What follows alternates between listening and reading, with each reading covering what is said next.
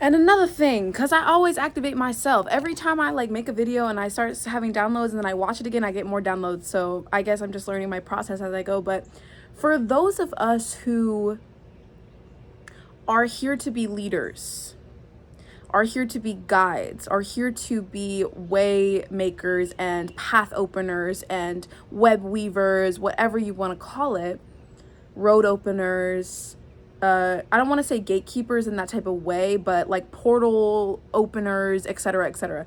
For those of us who that is our role on this journey, it's probably going to be increasingly difficult to navigate because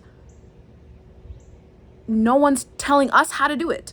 And that era of like, this is the you know, exalted one who's gonna tell you where to go and what to do, that whole like sheep and the shepherd shit, or you know what I'm trying to say, that shit is done. But no, one second before I say that. So don't be surprised when you're trying to do things the way that you used to do them, and this goes for everybody. If you're trying to do things the way that you used to do them and they don't work, don't be fucking shocked. And that's going to be a global thing, a worldwide situation. Things that felt secure or made sense or had structure, it's not going to work because it's built off a faulty foundation. That's what I'm saying. It's going to happen on a global scale and an interpersonal scale. So when you see it happening on an interpersonal and a global scale, you should be like, this is exactly what's supposed to be happening right now. No matter what it looks like, no matter what suffering happens, it's, like I said, divine will. The destruction is divine will. The suffering is divine will. It's all a portal. The all-knowing knows how much can be like handled by each of us individually and us as a collective. The greater spirit knows how much you can take and how much this world can take and how much is necessary for us to go through, how much grief, how much it is all for a purpose, all of it. None of it will be in vain.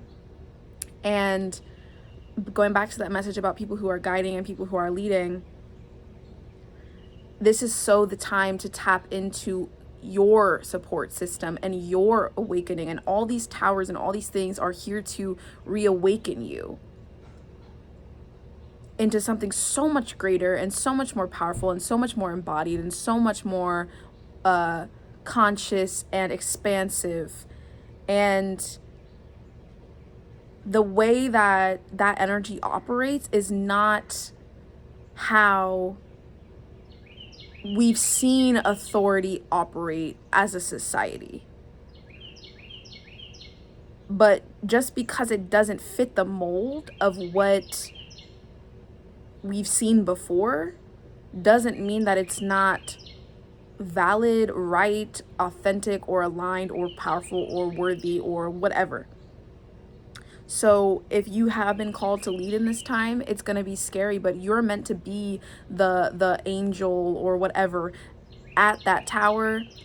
And when the new tower gets rebuilt or whatever, when the new earth, the new world, whatever you want to call it, is created, you will be the ones protecting it. So trust and believe that you will see this through. Like this transformation is not going to break you. You were born for it. In fact, you're the one triggering it. You're the one here. You can't be destroyed by a transformation that you were here to ignite and guide people through. So let that fear stuff go. You know what I mean? Like, it's giving archangel. There's really no place for fear. You know what I'm saying? When there's so much purpose. There's so much purpose. And I'm not saying fear is not going to happen. It's going to happen. I'm simply saying you choose how much you choose to identify with that fear as your own. Because it's not. And in fact, it's a program. And it's a disease, actually. I'm being brought to like the Achilles heel.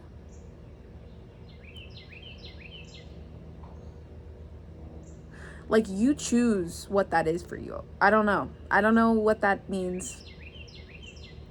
But you choose what your weakness is going to be here. Because there's nothing that you can't alchemize. And there's nothing that you can't rewrite. There's nothing that you can't let go. There's nothing that cannot be destroyed and nothing that cannot be transformed. And that goes for fears and beliefs and limitations about your own power as well. There is divine will within destruction, and you also can direct it because you are divine will. You actually write your life. It's not already written for you. You were given a set of tools and you were given a blueprint. You were given what you already wrote for yourself before you even got here. But now that you're here, will is in your hands. Like how they say in the Bible, like, man has free will. It can be divine will. It doesn't have to be the will of the enemy. 555. It can be the will of the divine.